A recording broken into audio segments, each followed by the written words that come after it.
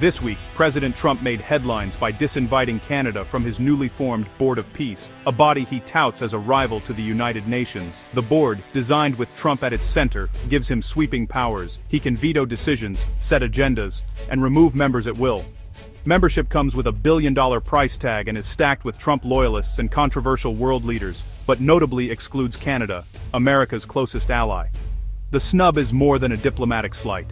It's a calculated humiliation, signaling that loyalty to Trump outweighs decades of partnership. The move has sent shockwaves through Western alliances, raising doubts about the future of multilateral cooperation. Canada's exclusion marks a dramatic shift. Historic alliances now take a backseat to personal loyalty and transactional politics. The message is clear. Under Trump, global leadership is a privilege for the loyal, not a right for the allied. At Davos, President Trump justified Canada's ouster with blunt force, accusing them of freeloading on American security. He declared, "Canada lives because of the United States," making it clear that gratitude, not dissent, is the price of alliance. This was no diplomatic language. It was a warning to all allies: challenge Trump, and you risk public humiliation. By casting Canada as ungrateful, Trump reinforced his America First doctrine, turning international cooperation into a loyalty test. The expulsion was a direct response to Canadian Prime Minister Mark Carney's independent stance, showing that disagreement comes with real consequences. Delivering this rebuke on the world stage maximized Canada's embarrassment and sent a chilling message to other nations. Trump's new world order demands total alignment. Any sign of defiance risks isolation. The era of predictable alliances is over. Now, membership depends on personal allegiance. Prime Minister Carney's Davos speech, warning of eroding global order and rising strongman politics, was the spark for Trump's retaliation. Carney's rallying cry, "If we're not at the table, we're on the menu," urged middle powers to unite and defend sovereignty. After the snub, Carney responded with dignity, refusing to apologize and declaring, "Canada thrives because we are Canadian." His defiance has become a defining moment, positioning Canada as a leader among nations resisting transactional politics. Carney's stance has galvanized national unity and inspired other countries to reconsider their own alliances. Canada is signaling it won't trade its values for a seat at Trump's table. The message, Canada's identity and sovereignty are not up for negotiation.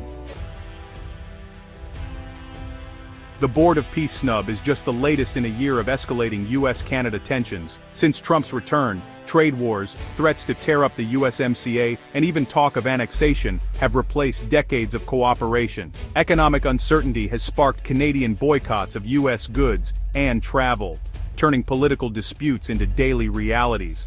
Trump's foreign policy favors unilateral action, as seen in the US withdrawal from the WHO and punitive tariffs on allies. Even NATO isn't immune. Trump has floated using the alliance for US border security. The pressure on Canada is part of a broader strategy: remake global alliances on Trump's terms, where loyalty trumps shared history. The old rules of partnership are being rewritten, often at Canada's expense. Trump's Board of Peace has been met with skepticism, especially in Europe. EU leaders, led by Antonio Costa, see the board's structure, absolute power for Trump, as incompatible with multilateralism. France's public refusal to join is a major blow, signaling that key democracies won't legitimize Trump's new order. The board's mix of allies, adversaries, and pariah states highlights its transactional nature. Canada's exclusion is a warning. Membership is precarious and subject to Trump's whims. Many nations now weigh the risks of joining, potential influence versus loss of sovereignty.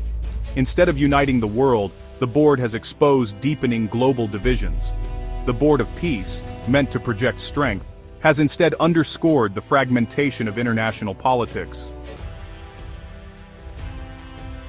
Canada's exclusion could reshape global alliances for years to come. Forced out of America's orbit, Canada may lead a coalition of middle powers, partnering with the EU, Japan, and Australia to defend multilateralism. For the US, alienating its closest ally risks economic insecurity, fallout, and could push others to seek new partnerships.